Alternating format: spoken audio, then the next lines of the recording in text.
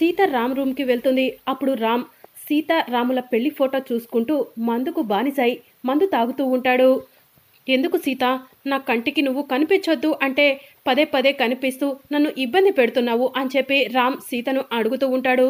ఇక సీత రామ్ దగ్గర ఉన్న ముత్యాల హారం తీసుకొని వెళ్తూ ఉంటుంది.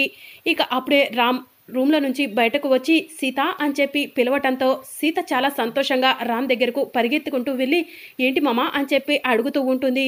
నువ్వు మళ్ళీ ఇలా ఏదో ఒక వంక పెట్టుకొని ఈ ఇంటికి రావద్దు సీత అని చెప్పి రామ్ చెప్పడంతో సీత బాధపడుతూ ఉంటుంది. ఇక ఇదంతా మహాలక్ష్మి, అర్చన, గిరి చూసి పకపకమని నవ్వుకుంటూ ఉంటారు.